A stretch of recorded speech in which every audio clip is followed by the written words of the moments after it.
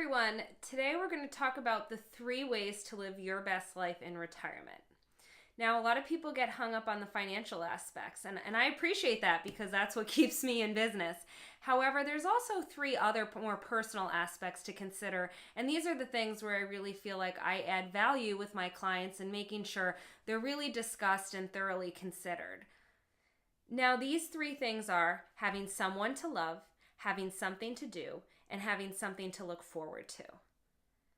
So when I work with clients, they're usually one of 2 things. They're either counting down the minutes to retirement or they're just absurdly resistant to the idea of it. Unfortunately, since Powwow is only about 2 years old at this point, a lot of my clients that I've worked with are already past the stage of retirement, and then I'm getting the feedback as to maybe things they should have considered prior to retiring.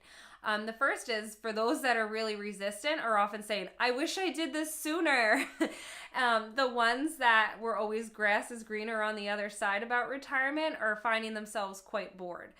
So in this video, I want to talk about ways to avoid making those 2 mistakes and how to think about these 3 old adages of having someone to love, something to do, and something to look forward to. So let's first start with the people that are resistant. I think a lot of times I'm meeting people and they're really trying to accommodate a spouse or a family member as opposed to themselves. And there's a little danger in doing so because life is fragile. So if we're really just making our only focus this one somebody to love, potentially that person passes on or has their own plans.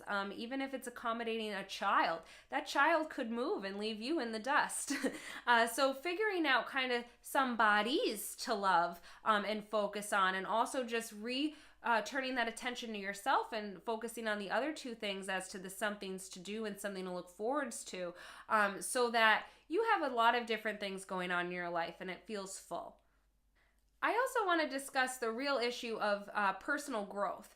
I find that anybody, not just people retiring or seniors, get really resistant to change. And I think a lot of that has to do with just being really comfortable with where we're at. And while that's certainly a great thing, it also means we're not necessarily growing or being stimulated as much as we should be. So I would encourage anybody, especially somebody that's having a hard time with the idea of retirement, to just try something new this next week and see if you feel that uncomfortableness is actually stimulating you and you're kind of drawn back to it. I can use myself as an example that in prior jobs, I hated public speaking. If you told me I'd be doing videos, I would look at you like you're crazy. But I'm oddly drawn to it now. And it still makes me a little nervous and uncomfortable, but I'm growing from it. And I'm learning so much about everything I'm doing with this video production and all the public speaking events that I'm doing and really throwing myself right in there. I just get so much more out of it than I actually think I'm putting into it. So I would encourage anybody that's having a little bit of an issue coming out of their shell to just put themselves in a place of discomfort and see how you make your way out of it. Now I'm going to pick on the people that are cheerleading for retirement and counting down the minutes. So when I hear things like, I'm actually bored, retirement isn't what I thought, golf isn't really filling up my social calendar like I expected. I think part of the problem is that they were expecting that grass is greener on the other side and that they were lacking one or all of those 3 things I mentioned in terms of somebody loves, something to do, and something to look forward to. They were thinking that the sheer act of retirement was going to get them those 3 things. But in reality, there's some planning that has to go into filling your day and feeling accomplished and feeling fulfilled. Retirement itself isn't going to accomplish this for you.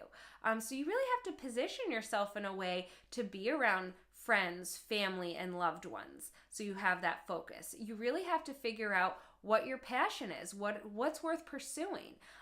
Retirement is more the key to give you the freedom and flexibility to pursue things. And while a lot of people do look forward to retirement, it's again looking forward to the things you can now do that you didn't have the availability to do while you were working full time. So do me a favor, and prior to retiring, if you're feeling resistant, do a few things that are out of your comfort zone to see if you'd actually be a little bit more open and willing to making a change and retiring and having some sort of second act for yourself. And if you're a little bit too gung-ho to retire, just again, make sure you understand what your day is going to look like. And not just your first day, but your first week, your first month, your first season of life as a retiree, to ensure that you're not going to find yourself bored. And make sure that you've positioned yourself in a way that you're going to really be able to take advantage of things to look forward to and having stuff to do, and that you weren't thinking that retirement in and of itself was going to afford you those things. I hope this video was helpful to you. If you like it, please subscribe to my channel and find the full article on my blog at powwowllc.com. I look forward to seeing you next time. Bye.